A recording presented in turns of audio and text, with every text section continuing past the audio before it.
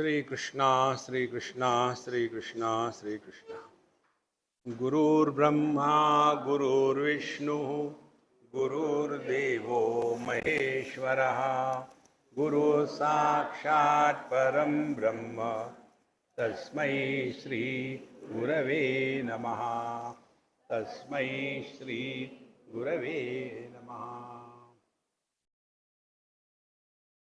द्वैत के संस्कार दृढ़ होने के बाद हमारी जो विचार पद्धति है वो उसके द्वारा प्रभावित हो जाती है।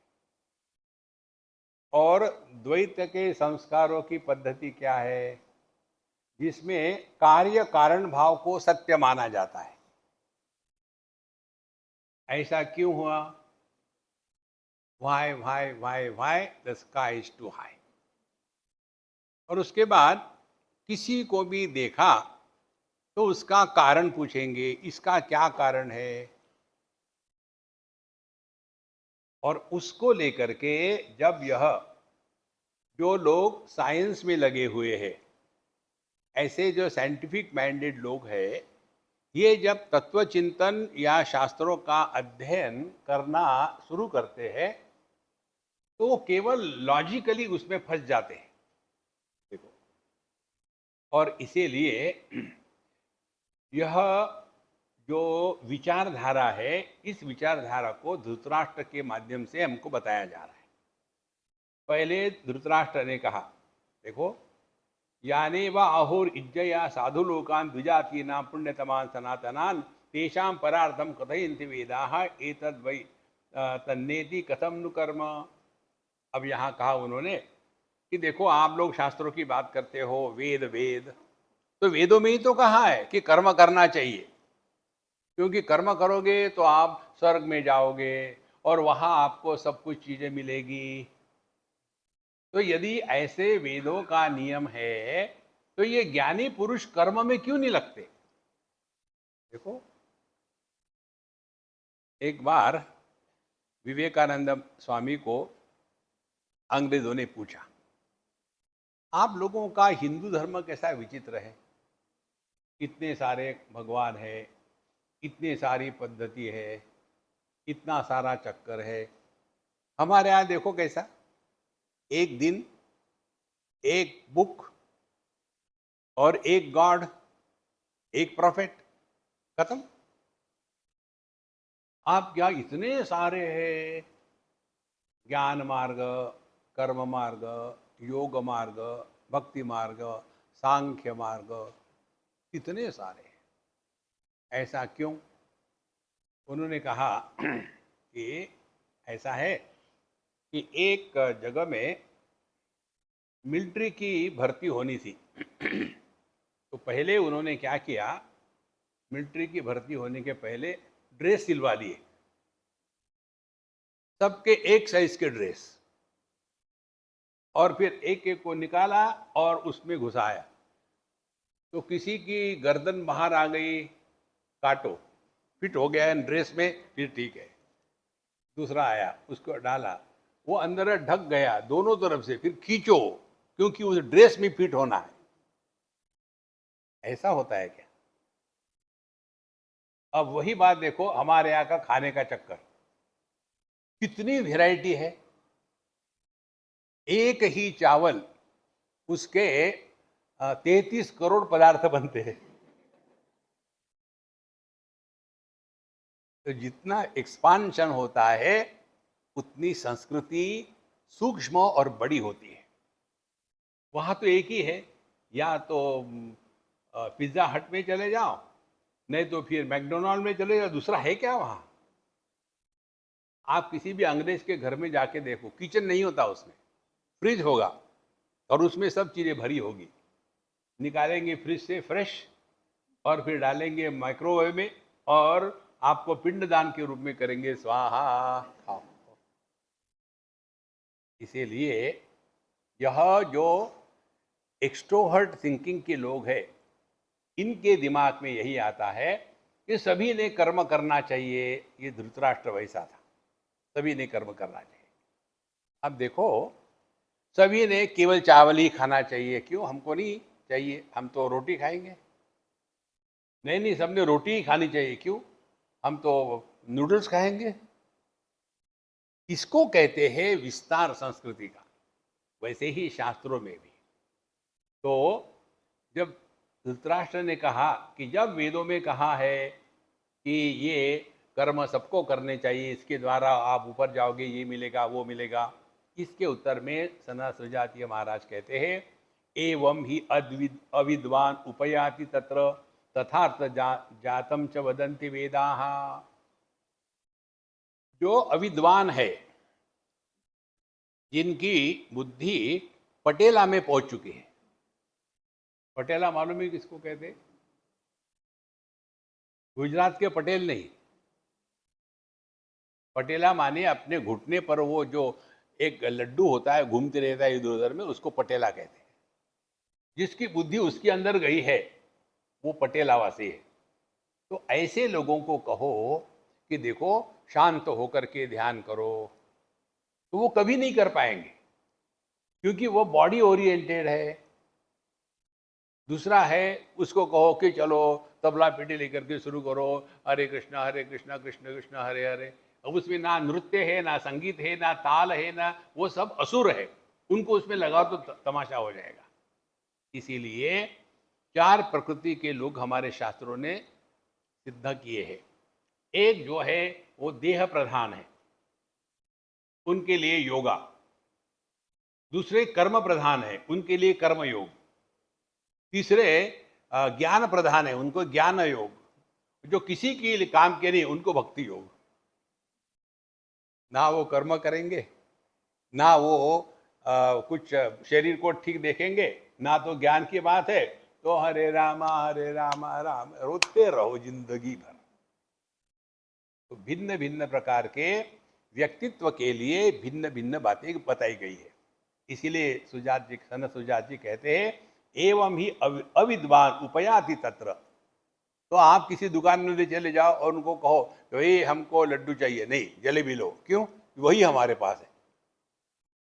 तो यहाँ शास्त्रों में स्पष्ट बताते हैं कर्म मार्ग किसके लिए है, भक्ति मार्ग किसके लिए है इत्यादि। तो जो अविद्वान है, अविद्वान उपयाति तत्र यथार्थ जातम च वदन्ति वेदाः। तो जिसको जो चाहिए उसके लिए हमारे शास्त्रों ने सब बताया है।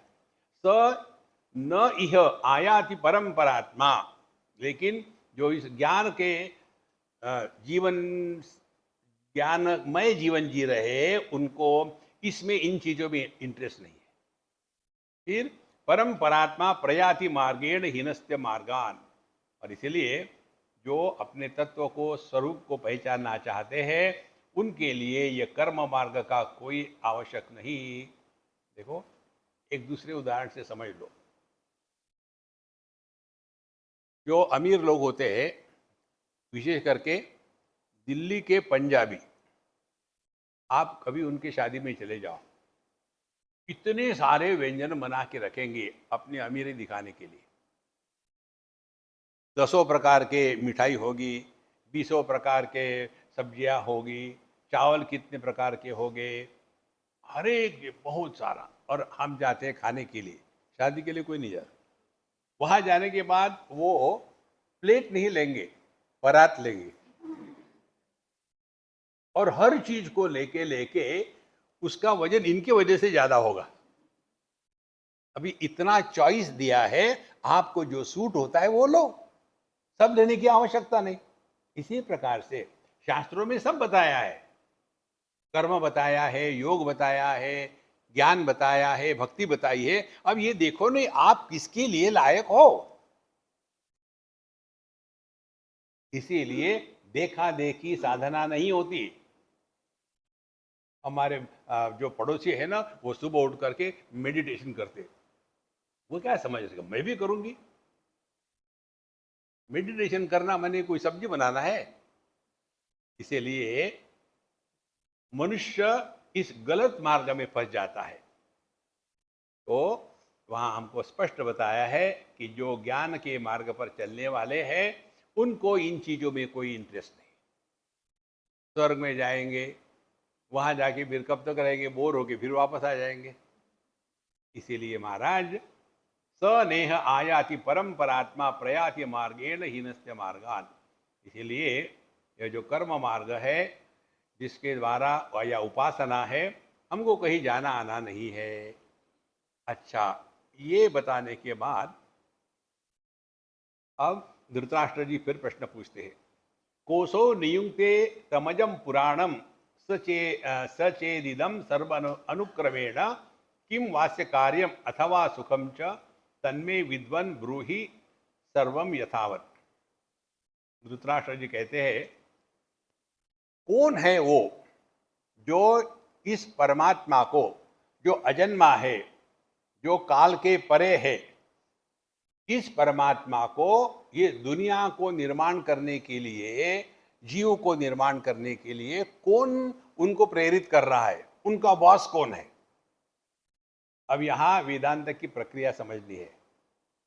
देखो, केवल वेदांत में ही बताते हैं कि ब्रह्मन इस जगत का निमित्त और उपादान कारण है, युगपत, simultaneously material and efficient cause of this world. अब कोई भी वस्तु ले लो आप, उसमें ये दो कारण होने आवश्यक होता है। एक तो मटेरियल कॉज, जिसको कहते हैं उपादान कारण, दूसरा एफिशिएंट कॉज माने निमित्त कारण। केवल मिट्टी हो तो उसका घट नहीं बनेगा, केवल कुम्हार हो तो उसका घट नहीं बनेगा। मिट्टी भी चाहिए और कुम्हार भी चाहिए। तो मिट्टी हो गई उपादान कारण, मटेरियल कॉज, और कुम्हार हो गया निमित्त कारण, एफिशिएंट कॉज। माने किसी भी वस्तु के निर्मित के लिए ये दोनों होना आवश्यक है, और ये दोनों एक दूसरे से भिन्न होते हैं। कुम्हार मिट्टी नहीं है, मिट्टी कुम्हार नहीं है। अब ये दिमाग में घुसने के कारण ऐसे प्रश्न आते हैं कि कौन है वो जो इस अज पुराण तत्व को इस जगत के निर्मित में लगा रहा है, कौन है। माने वहां एक नियंत्रण करने वाला और दूसरा नियंत्रित, ये यहां प्रश्न का सूक्ष्म भाग है। तो कोसो नियुक्ते तमजम पुराणम च इदम सर्वम अनुक्रमेण, और जिसके कारण वह परमात्मा इस जगत को निर्माण कर रहा है, उसका कंट्रोलर कौन है। कौन है ये ब्रह्म का कंट्रोलर जो ये पूरी दुनिया बना रहा है। किंवास्य कार्यम अथवा सुखम च, उसका क्या कार्य है और क्या उसको इसमें मिलता है। तन्मे विद्वन ब्रूहि सर्वम यथावत। इसीलिए हे भगवान, आप मुझे ये पूरा विस्तार से बताओ। अब यहाँ सनत सुजातीय महाराज कहते हैं, दोषो महानत्र वियोग विभेद योगे जनादि योगेन भवन्ति नित्याः तथास्य नाधिक्यम अपैति किंचित अनादि योगेन भवन्ति पुंसः। अब जहाँ ध्यान से सुनना, ये बहुत महत्व की बात है। इसमें घुसने के पहले हम आपको सिद्धांत बताते हैं। आप सभी के सभी भगवत गीता की मूर्धन्य हो। भगवत गीता में 15वां अध्याय, 15वें अध्याय में क्या बताया है। एक तो जगत की बात बताई है, ऊर्ध्व मूल मद शाखम। दूसरी ये बात बताई है कि आध्यात्मिक साधना किसको कहते हैं। तीसरी बात बताई है कि ये जीव क्या है, कौन है, क्या करता है। चौथी बात बताई है कि भगवान कहाँ है, कौन है। पांचवी बात बताई है कि इस भगवान को कहाँ ढूंढना है। और छठवीं बात बताई है, क्या ये भगवान हमसे भिन्न है। और आखिरी बात बताई है, जिसने इस परमात्मा को आत्म रूप से पहचान लिया है, उसी का जीवन कृतकृत्य हो गया। इतने विषय 15वें अध्याय में आते हैं। तो इन सभी विषयों का तात्पर्य क्या है। जैसे पहला विषय जो है जगत, जगत का बड़ा विस्तार से वर्णन आता है। ऊर्ध्व मूल मद शाखम अश्वत्थम प्राहुरव्ययम छंदांसी यस्य पर्णानि यस्तम वेद स वेदविद अधश्चोर्ध्वं प्रसृता तस्य शाखा गुण प्रवृद्धा विषय प्रवाला अधश्च मूलान्यनुसंततानि कर्मानुबंधीनि मनुष्यलोके। इतना वर्णन कर दिया जगत का, विस्तार से कर दिया। चतुर्दश भुवन है, 14 भुवन है। और इतना सुनने के बाद भगवान फिर एक पिन लेते हैं और ये दुनिया के बबल को छेद कर देते हैं। ऐसा जो जगत का वर्णन मैंने किया है ना, न रूपमस्तेह तथोपलभ्यते, ऐसी दुनिया देखने का प्रयत्न मत करो। फिर क्या करे? विचार करो। न रूपमस्तेह तथोपलभ्यते, क्या? नान्तो न चादि नट संप्रतिष्ठा। ये जगत का आदि क्या है, ये जगत कहाँ है और इसका अंत कहाँ है, इसका कोई उत्तर नहीं, इसकी कोई प्रतिष्ठा है ही नहीं। आप चिंतन करना है, ये दुनिया कब निर्माण हुई? ये दुनिया तब निर्माण हुई जब हम नींद से जगे। क्योंकि जब सो रहे थे तब हम कहाँ थे, तब हम कब थे, तब हम कौन थे? कुछ नहीं। हम नहीं तो दुनिया नहीं। देखो, आदमी नहीं तो पुत्र नहीं, आदमी नहीं तो पति नहीं, आदमी नहीं तो पिता नहीं। लेकिन यदि पिता चला गया तो भी आदमी बना रहेगा, और पत्नी चली गई तो भी आदमी बना रहेगा, पुत्र चला गया तो भी आदमी बना रहेगा। देखो, तो कहते हैं कि ये जो दुनिया की बात हो रही है ना, ये कहीं कहाँ कब निर्माण हुई? जब आप जग गए निर्माण हुई। ये दुनिया कब तक चलती है? जब तक आपका देहात्म भाव है। दुनिया प्रारंभ कहाँ से होती है? आपके देह से प्रारंभ होती है। दुनिया समाप्त कहाँ होती है? देहात्म भाव समाप्त हो गया, दुनिया समाप्त हो गई। तो ऐसी जो दुनिया प्रतीत हो रही है लेकिन है नहीं, ऐसे दुनिया के साथ क्या करना चाहिए? असंग शस्त्रेण दृढ़ेन चित्वा। इस दुनिया को ज्यादा महत्व मत दो, ये दुनिया ऐसी ही रही है। नहीं, मैं अपने पृथ्वी का पानी का जो पानी की जो समस्या है उसको समाप्त करना चाहता हूँ। इसीलिए रेगिस्तान में जाऊंगा और वहाँ के जितने भी ये मृग जल है, मिराज वाटर्स, उसको इकट्ठा करके पूरे देश में घुमाऊंगा।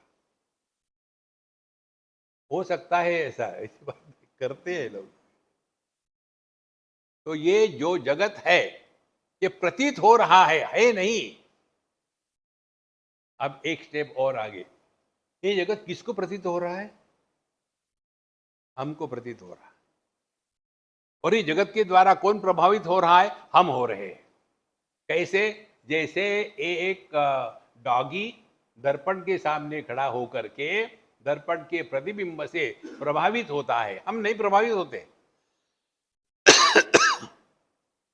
अब ये डॉगी ने विचार किया, ये दर्पण में जो प्रतिबिंब है इसको ठीक करना है। फिर योगा शुरू कर दिया, जप शुरू कर दिया, दान धर्म शुरू कर दिया। कुछ भी करे, प्रतिबिंब को आप कुछ नहीं कर सकते। तो क्या करें? असंग शस्त्रेण दृढ़ेन चित्वा, enjoy, see everything but remain indifferent. ना कुछ पाना, ना कुछ खोना। दर्पण में जब हम प्रतिबिंब देखते हैं तो कुछ मिलता है क्या? अब जब दर्पण हटा दिया, अरे रे, मेरा प्रतिबिंब कितना अच्छा था। असंग शस्त्रेण, तब जाकर के हमने ये सृष्टि के निर्मिति के सिद्धांत को समझा है। माने सृष्टि के निर्मिति का सिद्धांत सृष्टि निर्माण हुई ये बताने में नहीं है, उसका प्रयोजन है सृष्टि का आधार ले लो और अपने आप को पहचानो। जब सृष्टि नहीं थी तब भी हम थे, सृष्टि है तब भी हम है। तो सृष्टि का होना न होना हम पर कोई फर्क नहीं पड़ता। जैसे दर्पण में प्रतिबिंब नहीं था तब भी हम थे, प्रतिबिंब है तब भी हम है। और प्रतिबिंब चला गया क्योंकि दर्पण चला गया तो हमारे कोई हानि हुई क्या?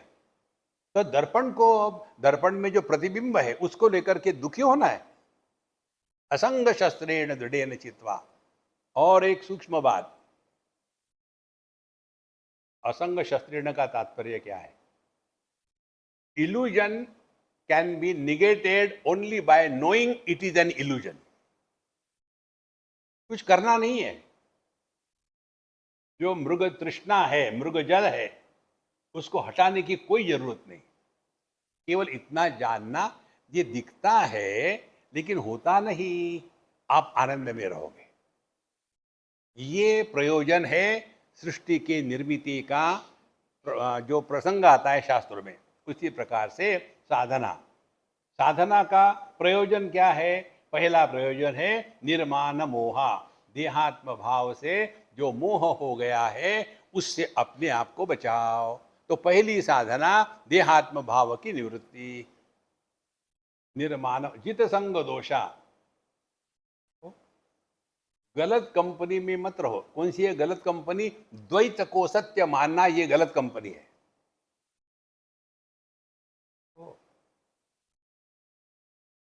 फिर निर्माण मोहा जित संग दोषा अध्यात्म नित्या।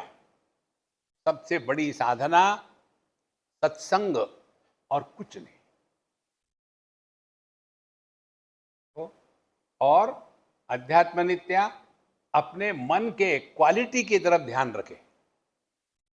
कैसा है हमारा मन? कोई भी कर्म करने के पहले, कर्म करते समय, कर्म होने के बाद, यदि हमारे मन पर किसी का भी कोई प्रभाव, खरोच ना आए, तो हम अध्यात्म की साधना कर रहे हैं। विनिवृत्त कामा। जीवन माने अपने इच्छाओं को पूरा करना नहीं है। जीवन माने इच्छाओं के परे जाना है। We have to transcend desires, not fulfil desires. देखो, और फिर आखिरी आध्यात्मिक साधना द्वंद्व ही विमुक्ता। कितना केवल समझदारी से हो सकता है। ये दुनिया द्वंद्वों की बनी हुई है। आप इसको कुछ नहीं कर सकते, ऐसी ही है। दिन होगा तो रात होगी, अमीर है तो गरीब होगा, स्त्री है पुरुष होगी, कुछ ना कुछ चलता ही रहेगा। जगत में परमात्मा को छोड़ करके सबका सब द्वंद्वों में है। यदि ऐसा है तो स्वीकार करने के सिवा कोई ऑप्शन है क्या? तो ये द्वंद्व के मोह से मुक्त होना माने द्वंद्वों को लेकर के झगड़ा करना बंद कर देना। कितनी सिंपल बात है। इसीलिए महाराज, आध्यात्मिक साधना ये है। इसमें देखो कहीं नहीं लिखा है घंटी बजाओ, योगा करो। फिर उसके बाद प्रश्न आता है कि ऐसा जो व्यक्ति है, फिर अपने आप को आत्मचिंतन में लगाएगा। गच्छन्ति अमूढ़ाः तत् अव्ययम पदम। तो अव्यय पद क्या है? न तद्भासयति सूर्यो न शशांको न पावकः यद् गत्वा न निवर्तन्ते तद्धाम परमं मम। न तद्भासयति सूर्यः, सूर्य माने ज्ञानेन्द्रिय, चंद्रमा माने मन, अग्नि माने वाणी, माने हमारे जितने भी ज्ञान के उपकरण है, प्रमाण है, ये वहां काम नहीं करते। तो प्रमाण निरपेक्ष अनुभूति, ये अपना स्वरूप है। देखो महाराज, जब तक के गहराई में नहीं जाते ना, ऊपर ऊपर से बिल्कुल केवल वो ऊपर का ही टॉसिंग होता रहेगा। यदि आपको समुद्र के बेस में पड़े हुए हीरे लेने हैं, तो वहां डाइव करना पड़ता है। ये बात यहां है। फिर आता है प्रसंग, जीव कौन है। वहां भी बहुत सुंदर कहानी बताते हैं। ममैवांशो जीवलोके जीवभूत सनातन मन षष्ठानीन्द्रियाणि प्रकृतिस्थानि कर्षति शरीरम यदवाप्नोति यच्चाप्युत्क्रामतीश्वरः गृहीत्वैता निसंयाति वायुर्गंधानि वाचयात् श्रोत्रम चक्षुस्पर्शनं च रसनं घ्राणमेव च अधिष्ठाय मनश्चायं विषया अनुपसेवते। अब यहाँ तक के बढ़िया कहानी बताई। फिर उत्क्रामंतम, एक देह से निकल गया दूसरे देह में, उत्क्रामंतम स्थितम, दूसरे में देह में जाके रहा, गुंजानम व गुणान्वितम, वहां भोग करने लगा अच्छे बुरे चीजों का। इतना बताने के बाद कहते हैं विमूढ़ा नानुपश्यन्ति, ये बेवकूफों को समझ में नहीं आएगा। फिर पश्यन्ति ज्ञान चक्षुषा, जिनके ज्ञान की आंखें खुल गई है उनको इस कहानी का मतलब समझ में आएगा। क्या समझ में आएगा, ये प्रश्न यहां है। जब आएगा तब हम आपको बताएंगे। फिर भगवान को कहाँ ढूंढना है, कहाँ नहीं है भगवान। यदा आदित्य गगन तेज जगत भासे ते खिलम, वहां से लेकर के फिर चंद्रमा में आया, अग्नि में आया, पृथ्वी में आया, खाने में आया और पेट में आया। पेटू वही पचा रहा है खाना।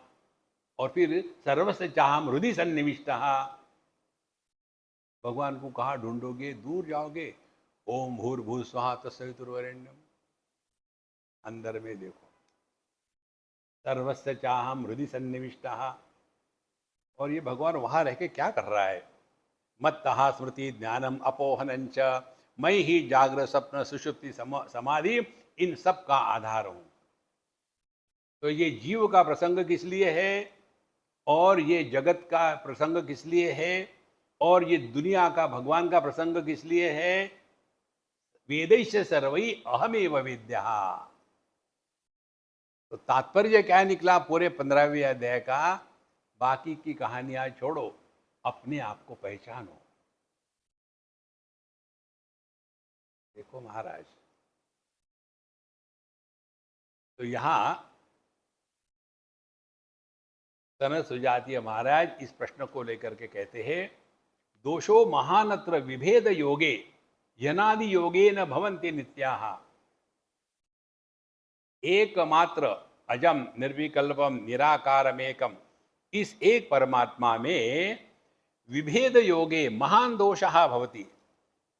इसमें अनेकता को देखना, अनेकता का समर्थन करना और अनेकता का प्रतिपादन करना, ये सबसे बड़ा दोष है। दोषो महानत्र विभेद योगे, माने द्वैत का होना और द्वैत को सत्य के रूप में स्वीकार करना और द्वैत में ही रहना, ये सबसे बड़ा दोष है।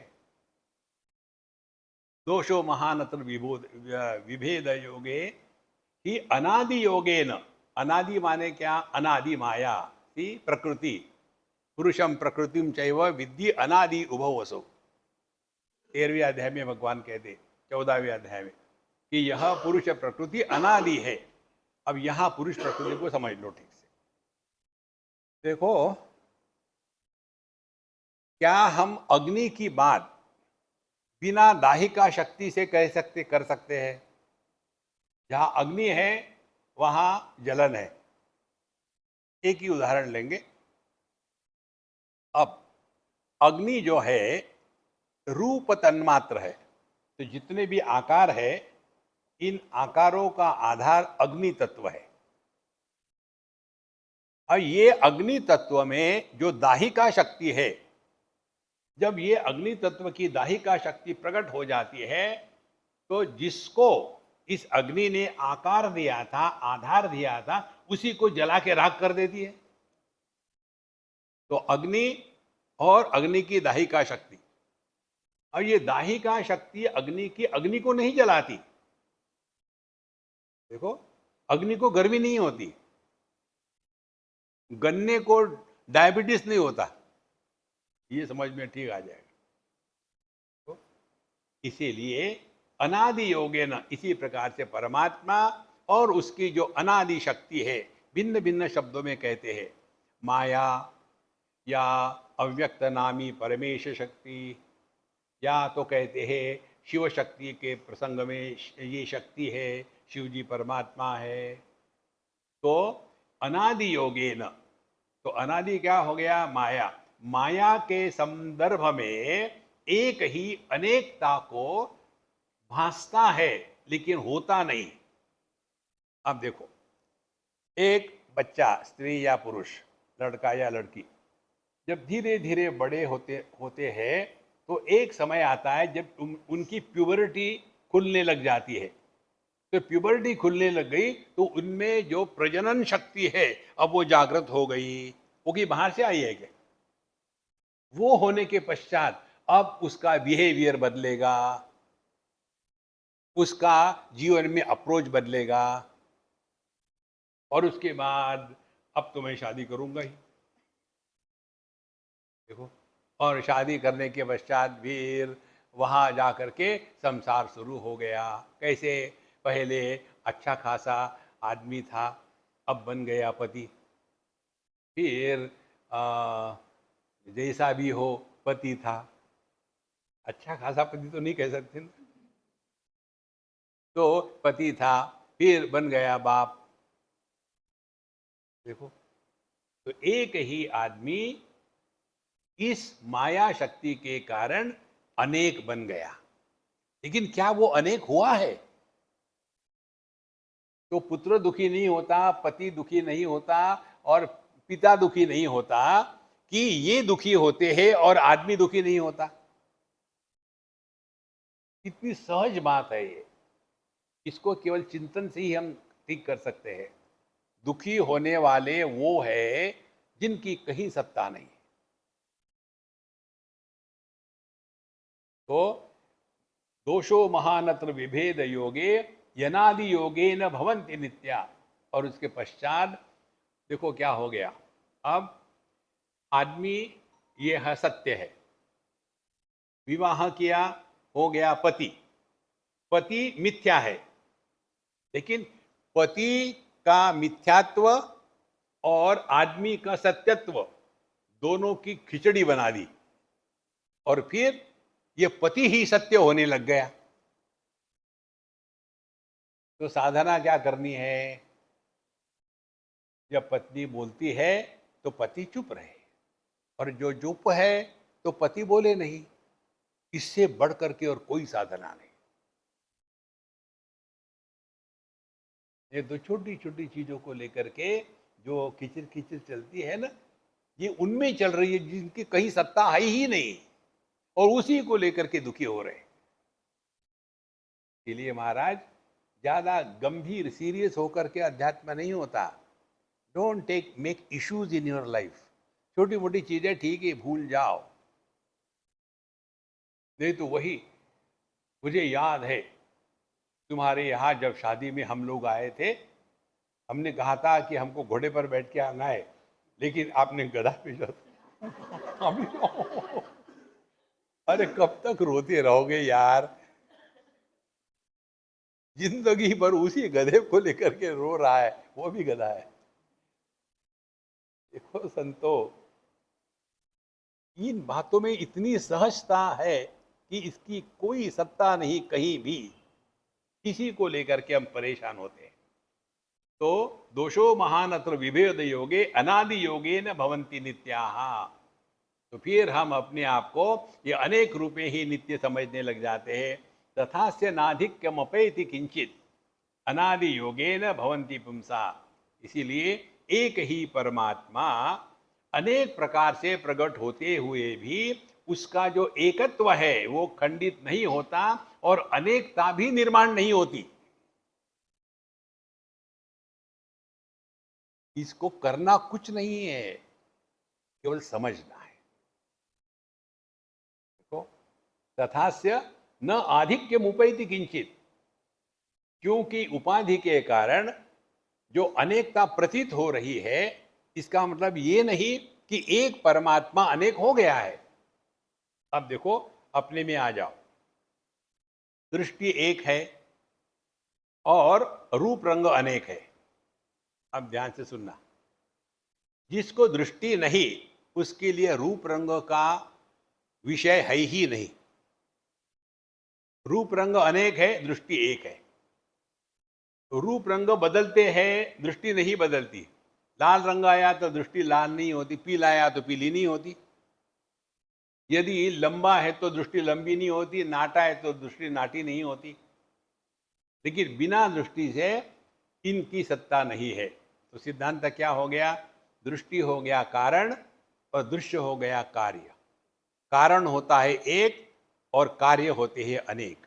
ये अनेक कार्य भी एक कारण पर प्रभाव नहीं डाल सकते, लेकिन कार्यों की सत्ता कारण के कारण होती है और इसीलिए कारण कार्य के द्वारा प्रभावित नहीं होता। सिद्धांत। अब देखो, आदमी कारण है और पुत्र कार्य है, पति कार्य है, पिता कार्य है। तो यदि आदमी कारण है तो उसमें ये तीनों नहीं है, औपाधिक अनेकता प्रतीत हो रही है।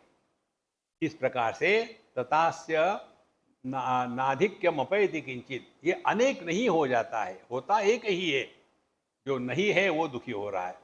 किंचित अनादि योगेन भवन्ति पुंसः। अब देखो यहाँ मूल भेद क्या है। हमने अभिव्यक्ति को व्यक्ति मान लिया है। देखो, कोई भी आदमी किसी भी स्त्री से विवाह करे तो उसको पति कहते हैं। तो पति यह व्यक्ति है कि अभिव्यक्ति है? पति यह कॉमन नाउन है कि प्रॉपर नाउन है? Common noun. कॉमन नाउन माने सर्वनाम। तो पति दुखी है माने क्या? सभी पति दुखी होते हैं। जहां राम दुखी हो गए और आप जगजीवन राम, कहां सुखी रहोगे? देखो, धीरे धीरे आदमी हल्का फुल्का होने लग जाता है। इसीलिए इतना ही समझना है कि हम जो अपने को जीव मानते हैं, क्या जीव ये व्यक्ति है कि परमात्मा की अभिव्यक्ति है? देखो, पुत्र, पति, ये सर्वनाम है, ये प्रॉपर नाउन नहीं है, कॉमन नाउन है। कॉमन नाउन सब में लागू होता है। गधे के बच्चों को भी पुत्र ही कहते हैं। देखो, धीरे धीरे ये बात जो समझ में आती है ना, तो हम ये भेद को स्वीकार करेंगे। हमने अभिव्यक्ति को व्यक्ति के रूप में स्वीकार कर लिया है। अभिव्यक्ति है पति और हम बन गए व्यक्ति, हम बन गए एक इंडिविजुअल। तो करना क्या है? नाटक, और कुछ नहीं करना। तो इसीलिए कहते हैं न आधिक्यम अपैति किंचित अनादि योगेन। अनादि का तात्पर्य यहां माया या उपाधि। तो एक ही दृष्टि अनेक के कारण अनेक दिखती है, अनेक रंग है, लेकिन दृष्टि एक है। उसी प्रकार से ये 5 ज्ञानेन्द्रिय, कर्मेंद्रिय, इनके पीछे एक मन है। मन अनेक नहीं है। वही मन दृष्टि से कहा जाता है, आंखों से कहा जाता है दृष्टि, कान से कहा जाता है श्रवण शक्ति इत्यादि। इतनी सरल बात है। तो साधना क्या होगी? कार्य से हट करके कारण की तरफ चल पड़ो, अनेक से हट करके एक की तरफ चल पड़ो। देखो, और जब ऐसे एक के पास पहुंचोगे, उसके आगे जा ही नहीं सकते, वो आपका स्वरूप है। अहेयम अनुपादेयम। तो तथा से नाधिक्यम अपैति किंचित अनादि योगेन भवन्ति पुंसः। तो यह जो अनेकता है, इसको किसी ने निर्माण नहीं किया। अब एक उदाहरण ले लो। पानी, पानी की जैसे अग्नि की दाहिका शक्ति है, तो पानी की भी अपनी शक्ति है। तो जैसे दाहिका शक्ति अग्नि को नहीं जला सकती, वैसे ही पानी की शक्ति पानी पर प्रभाव नहीं डाल सकती। अब पानी की शक्ति क्या है? पानी के शक्ति के कारण पानी समुद्र बनता है। अग्नि का समुद्र नहीं होता, पत्थरों का समुद्र नहीं होता, पानी का होता है। तो यह जो पानी की शक्ति है, द्राविका शक्ति, इसके कारण पानी को ही समुद्र में मानो बदल दिया। अब ये पानी समुद्र में बदलने के बाद क्या पानी को समुद्र में डूबने का डर होगा? और यही पानी की शक्ति के कारण यह पानी लहरों के रूप में प्रकट हो रहा है। तो लहरें जब प्रकट होती है, तो क्या लहरों का जन्म हो गया है? और लहरें जब मरती है, तो क्या पानी मरता है? धीरे धीरे ये बात समझ में आती है, पानी में पानी की सिवा कुछ नहीं, तो उसकी शक्ति पानी पर ही काम करेगी, लेकिन उस शक्ति का प्रभाव पानी पर नहीं होगा। इसी प्रकार से दृष्टि की शक्ति रूप रंग, इसीलिए दृष्टि पर रूप रंग का प्रभाव नहीं। धीरे धीरे ये सूक्ष्मता बढ़ती जाती है, फिर आप ही जगत में रहोगे एकदम हल्के फुल्के। और हल्का फुल्का रहना माने हमने व्यक्तित्व का त्याग कर दिया और अभिव्यक्ति को पकड़ लिया। जैसे यहां बल्ब है अनेक, बल्ब अनेक है, ये व्यक्ति है, लेकिन सब में जो लाइट है वो एक है। लाइट व्यक्ति नहीं है, लाइट बिजली की अभिव्यक्ति है। इसी प्रकार से हम सब देह के दृष्टि से अनेक है, लेकिन सब में जीवन एक है। तो जीव ये हो गई व्यक्ति और जीवन हो गई अभिव्यक्ति। तो हम करते क्या है, जीवन को ही जीव कहने लग जाते हैं। कितनी सहज बात है। तथा च तत्शक्ति एतद्वा, हाँ और आगे चलते हैं। स एतद्वा भगवान स नित्यः विकार योगेन करोति विश्वम तथा च तत्शक्तिरिति स्म मन्ये यथार्थ योगे च भवन्ति वेदाः। तो वही परमात्मा की जो शक्ति है, स एतद्वा भगवान स नित्यः विकार योगेन करोति विश्वम। फिर एक ही परमात्मा इसी शक्ति के कारण मानो अनेक रूप से प्रकट हो रहा है। यही बात आती है उपनिषदों में, तस्माद् आत्मनः आकाश संभूतः आकाशाद् वायु। अब पता नहीं आप लोग क्या चिंतन करते हो, मेरा चिंतन उल्टा चलता है। आकाश में गति नहीं, जहां गति नहीं वहां संसार नहीं। फिर आकाश से क्या निर्माण होता है, वायु। वायु क्या है, गति। आकाश को आकार नहीं, रूप नहीं, रंग नहीं, और वायु को गति है, रूप रंग नहीं। ध्यान से सुनना। कल्पना करो, यदि आकाश हिलने लग गया तो, यदि आकाश हिलेगा तो उसी को वायु कहते हैं। और इसीलिए जब वायु निकल जाता है तो आकाश रहता है, ना कहीं जाना ना कहीं आना। और जब गति आ गई, गति आने के बाद गर्मी पैदा होती है, पसीना आ गया। गर्मी के बाद फिर पसीना आ गया, जल तैयार हो गया। पसीना सूख गया, पृथ्वी तैयार हो गई। कितनी बढ़िया बात है। इसीलिए स एतद्वा भगवान स नित्यः विकार योगेन। अब परमात्मा में क्या विकार हो सकते हैं? परमात्मा में विकार नहीं होते। हमको समझाने के लिए हमारी अनुभूतियों का विश्लेषण हो रहा है। तथा च तत्शक्तिरिति स्म मन्ये। तो ये जो अनेक विकार होते हैं, ये उसी शक्ति के प्रभाव से होते हैं, वैसा हम समझते हैं। तथार्थ योगेन च भवन्ति वेदाः।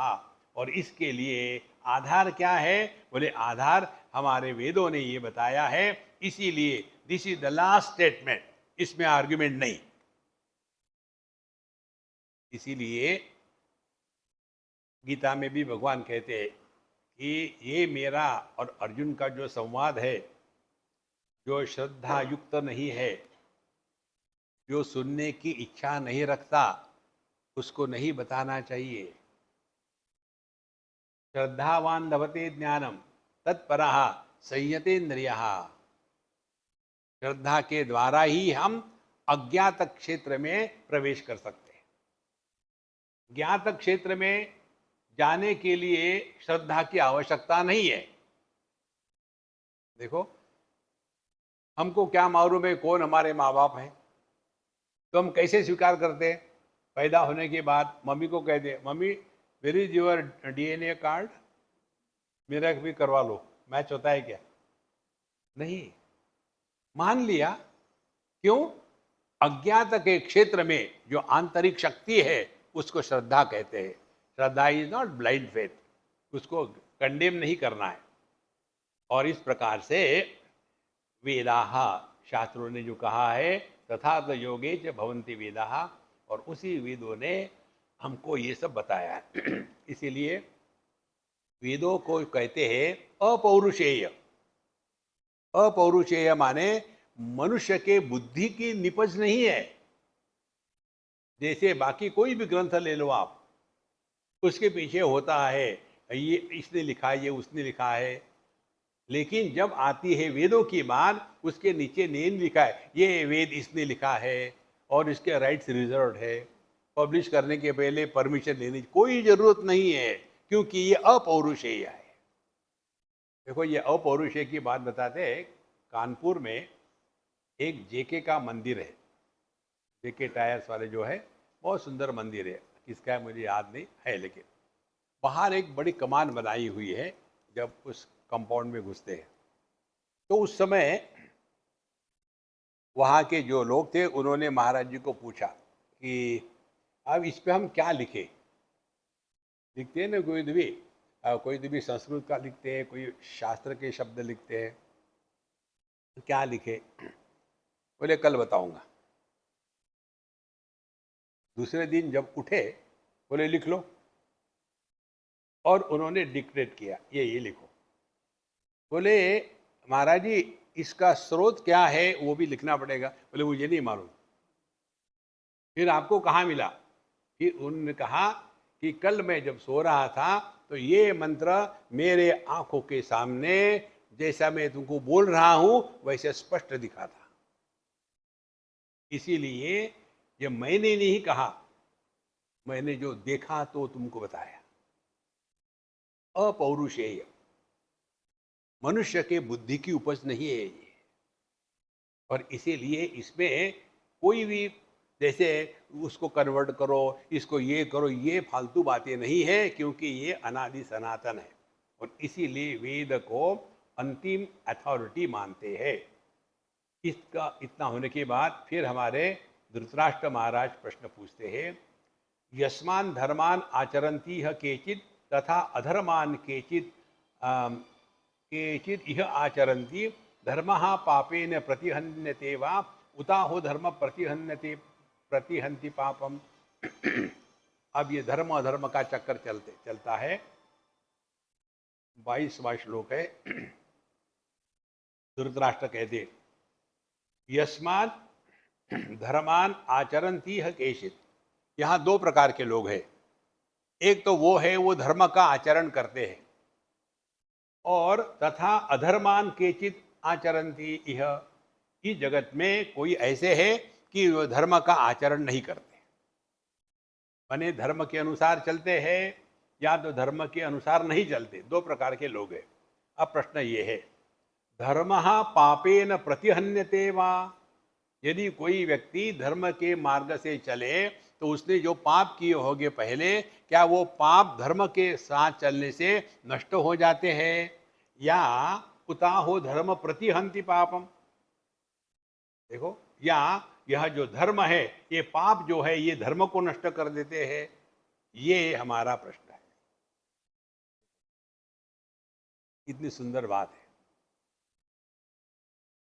अब ये बात जब इन्होंने कही तो बहुत ही सुंदर बात कहते सनत सुजातीय महाराज, तस्मिन् स्थितो वाप्यु उभयम ही नित्यम ज्ञानेन विद्वान प्रतिहन्ति सिद्धम। अब हमारी बात हो गई ज्ञानी की। क्या कहते हैं? तस्मिन् स्थितो, ऐसा होने से। तस्मिन् स्थितो, जो अपने स्वरूप में स्थित है, जो अपने एकमेवा द्वितीय स्वरूप में निष्ठावान है, ऐसे जो विद्वान है, उभयम ही, उनके जीवन में दोनों भी हो सकता है, पाप भी पुण्य भी और धर्म भी अधर्म भी। लेकिन विद्वान प्रतिहन्ति सिद्धम, उनको पाप पुण्य से कोई मतलब ही नहीं, क्योंकि उनमें कर्तृत्वाभिमान का अभिमान शून्य है। धर्म अधर्म उसी के लिए है जिसमें कर्तृत्वाभिमान का अहम होता है। मैंने ये किया, मैंने वो किया। देखो, एक फुटबॉल प्लेयर सो रहा था बच्चे को लेकर के। छोटा सा बच्चा, ताजा ताजा पैदा हो गया, 4-6 महीने का। अब फुटबॉल के प्लेयर को ड्रीम क्या आते होंगे, कल्पना करो। उसको ड्रीम आया पेनल्टी कॉर्नर मिल गया और उसने जो किक लगाई कि जो बच्चा उसके साथ सो रहा था बिस्तर से हट करके दीवार पे जाके गिरा। तो उसको पाप लगेगा कि पुण्य लगेगा? क्योंकि वहां मैंने ये किया, ये भाव वहां नहीं होता। तो धर्म अधर्म उसके लिए है जिसमें कर्तृत्वाभिमान ठसाठस भरा हुआ है। तो यह जो ज्ञानी है तस्मिन् स्थितः व उभयम ही नित्यम ज्ञानेन विद्वान प्रतिहंति सिद्धम। इसीलिए जो ज्ञान में बैठे हैं उनके लिए दोनों पाप पुण्य धर्म अधर्म दोनों अपने आप कैंसिल हो जाते हैं। क्योंकि वहां कर्तृत्वाभिमान है ही नहीं। मैंने ये किया, गलत किया, ठीक किया, कुछ नहीं। आप अपने में शांत हो। देखो, यदि आपकी जिह्वा को आपके दांतों ने काट लिया, पाप है कि पुण्य है? फिर उन्हीं दांतों के बीच में कुछ चीज जाके फंस गई, फिर वहां कुछ नहीं पहुंचता, तो फिर वही जिह्वा बिना इन्विटेशन से आ जाती है और खुजर खुजर शुरू करती है। और जब वो निकल जाता है तो दांत कहते हैं क्या? Thank you darling, you always help me. नहीं, जहां एक है वहां अन्य के प्रतीति का प्रभाव नहीं होता। अन्य के प्रतीति का प्रभाव कर्तृत्वाभिमान, पाप और पुण्य। ज्ञानी पुरुष के जीवन में ये न होने के कारण वो ना तो पाप करते हैं ना तो पुण्य करते हैं। तस्मिन् स्थिते वा उभयम ही नित्यम ज्ञानेन विद्वान प्रतिहंति सिद्धम। इसीलिए ज्ञान में पाप पुण्य धर्म अधर्म स्वर्ग नरक ये सब का सब झमेला हमेशा के लिए खत्म हो जाता है। देखो, ये तो जिंदगी इसी में ही जाती है। ये किया, पाप हो गया, अब क्या करे, अब दान धर्म करो। यथान्यथा पुण्य मुपैति देहि तथा गतम पाप मुपैति सिद्धम। तो जो अन्य है, जो अपने आप को कर्म में लगाए हुए हैं, फिर वो पुण्य करेंगे तो वो स्वर्ग में जाएंगे, पाप करेंगे तो वो नरक में जाएंगे। तो सिद्ध ही है, उसमें क्या पूछना है? हमको समझना ये है कि यह पाप पुण्य धर्म अधर्म किसके लिए है। भगवत गीता के 4 अध्याय में भगवान कहते हैं ना, यदा यदा ही धर्मस्य ग्लानिर्भवति भारत। अब ध्यान से सुनो, ये बड़ा सूक्ष्म विषय है, ऊपर ऊपर की बात करते हैं हम। यदा यदा ही धर्मस्य ग्लानिर्भवति भारत, इसका मतलब क्या है? धर्म की ग्लानि हो सकती है क्या? जिसकी ग्लानि होती है वो धर्म नहीं है। अग्नि का धर्म है गर्मी, दाही का शक्ति। यदा यदा ही धर्मस्य ग्लानिर्भवति भारत, हे अर्जुन, जब जब अग्नि ठंडा हो जाता है ना तब मैं गर्म करता हूं उसको। यह अर्थ हो सकता है क्या? देखो, और धर्म का आधार क्या है? देखो महाराज, समझो हमने कहा मीठा, तो आपके मन में प्रश्न आएगा, क्या मीठा? नहीं मीठा, क्या मीठा? तो यह जो गुण है ये वस्तु प्रधान होते हैं। देखो, मीठा क्या है? गुजराती दाल मीठा। एक बार हम गए थे किसी गुजराती के यहाँ खाने के लिए, तो दाल को हमने बगल में रख दिया। स्वामी जी आप उसको नहीं खाते क्या? नहीं, मैं मिठाई बाद में खाता हूँ। तो जो गुण होते हैं, गुण वस्तु प्रधान होते हैं। इसी प्रकार से सत्य, सत्य नाम की कोई वस्तु नहीं, सत्य की प्रतिष्ठा हमारे हृदय में होती है।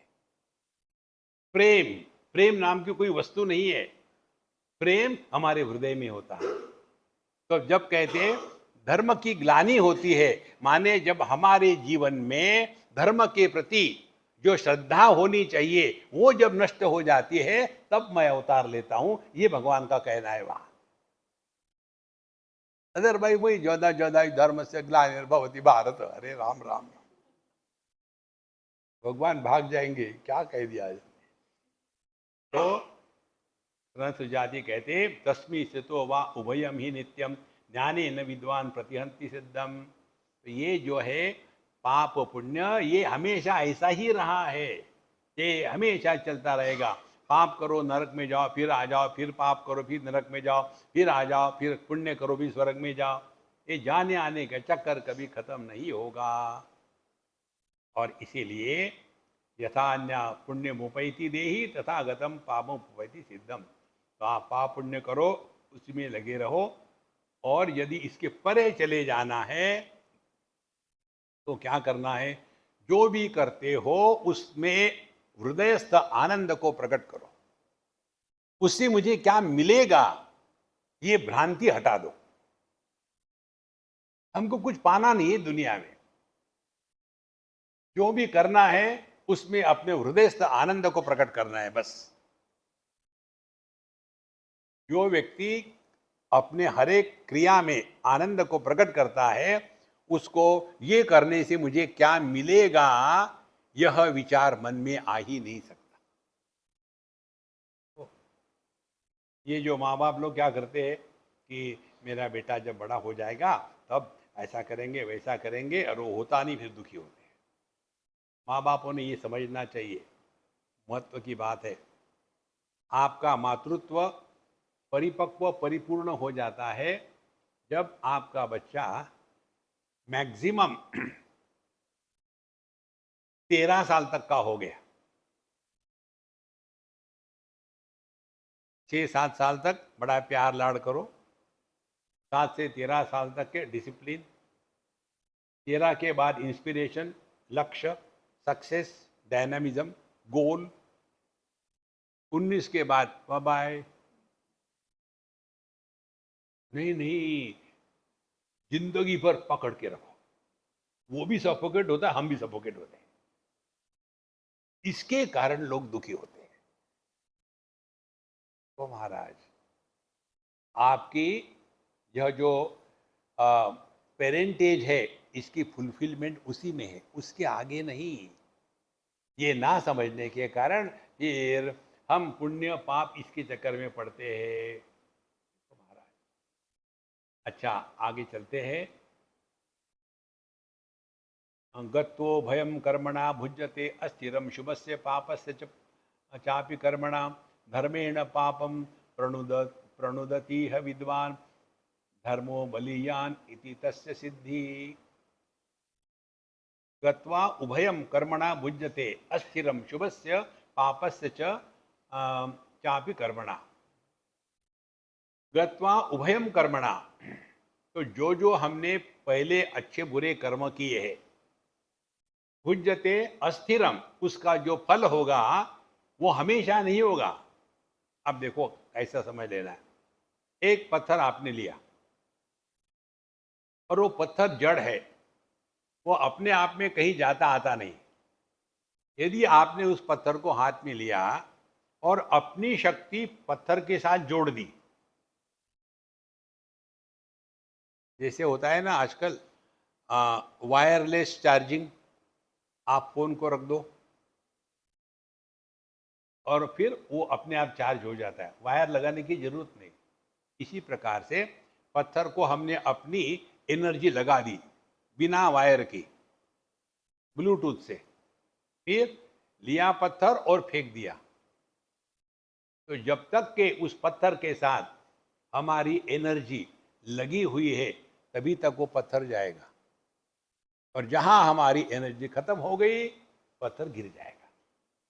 इसी प्रकार से जो भी हमने अच्छे बुरे कर्म किए हैं, उस कर्म के प्रभाव से हमारे जीवन में अच्छे बुरे प्रसंग, लाभ हानि सुख दुख आएंगे, और उसको भोग करके भुज्यते अस्थिरम।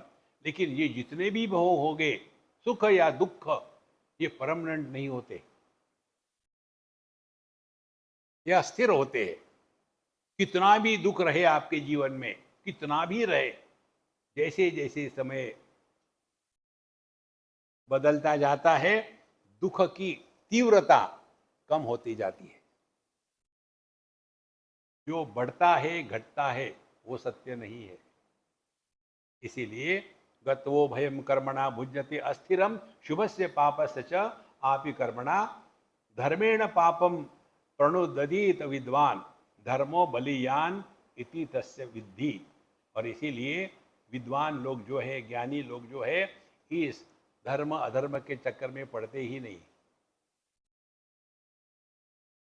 वो इन दोनों के परे चले गए। ना हमको किसी का भला करना है, ना किसी का बुरा करना है। ध्यान से सुनना। जंगल में, पहाड़ों में एक पुष्प खिलता है, वो किसी को सुगंध देता नहीं, उसमें सुगंध होती है। सूर्य को हम कहेंगे कि हमको शक्ति, ऊर्जा, प्रकाश देता है। सूर्य को पूछो, जा करके कहो, सूर्य भगवान धन्यवाद, आप सुबह सुबह गर्मी देते तो अच्छा लगता है। सूर्य कहेगा, excuse me gentleman, what is that गर्मी देता है, मैंने तो कभी किसी को दिया नहीं। संतो, अच्छाई होती है, अच्छाई करते नहीं। प्रेम होता है, प्रेम करते नहीं। ये जो करने का रोग है, इसी के कारण ये संसार बन रहा है। इसीलिए धर्मेण पापम प्रणुदती है विद्वान। तो फिर आप धर्म से चलो, इसके द्वारा क्या होगा? फिर आपका अंतःकरण शुद्ध होगा, किसी के प्रति बुरी भावना नहीं होगी। लेकिन वहां भी फंसने का चक्कर है, फिर अपना पराया शुरू हो जाएगा। इसीलिए अच्छा करो मत, अच्छे रहो। मौज करो मत, मौज में रहो। तो धीरे धीरे, जैसे चुंबक जो होता है, वो किसी को बुलाता नहीं, वो जहां का वहां पड़ा रहता है। जो भी उसके क्षेत्र में आ गया, अपने आप खींचा जाता है। इसी प्रकार से हमारे जीवन में यह जो परमात्मा की अभिव्यक्ति है, ये जैसे जैसे होगी, वैसे वैसे हम अच्छा करेंगे नहीं, अपने माध्यम से अच्छा होने लगेगा। इसीलिए कोई भी साधु संत ये क्लेम नहीं करते कि मैंने ये किया, मैंने वो किया। वो कहते हरि इच्छा से हो रहा है। ये है सत्य। तो धर्मेण पापम प्रणुदति है विद्वान धर्मो बलियान इति तस्य विद्धि। इसीलिए धीरे धीरे यह विद्वान का धर्म यही है कि अपने हृदय में जो परमात्मा तत्व है, उसको पूरी तरह से प्रकट होने दो। इसीलिए साधु संत किसी का भला नहीं करते, उनके माध्यम से भला हो जाता है। सूर्य किसी को गर्मी नहीं देता, जो उसके संपर्क में गए बाहर, उसको गर्मी मिलती है। और जो कमरे के अंदर में बैठे कंप्लेन करते, देखो ना सूर्य सबको गर्मी देता है, मुझे नहीं दे रहा है, वो करने से भी सूर्य को गुस्सा नहीं आता। कोई नहीं, बेवकूफ है, क्या करना है। देखो महाराज, जब ये बातें स्पष्ट हो जाती है ना, ये शाम धर्मेशु विस्पर्धा बले बलवतामिव ते ब्राह्मणा इत प्रेत्य स्वर्गे यान्ति प्रकाशताम। अब इसके अगला विषय हम अगले सत्संग में लेंगे। ओम पूर्णमदः पूर्णमिदं पूर्णात् पूर्णमुदच्यते पूर्णस्य पूर्णमादाय पूर्णमेवावशिष्यते। ओम शांति शांति शांति। हरि ओम। श्री गुरुभ्यो नमः। हरि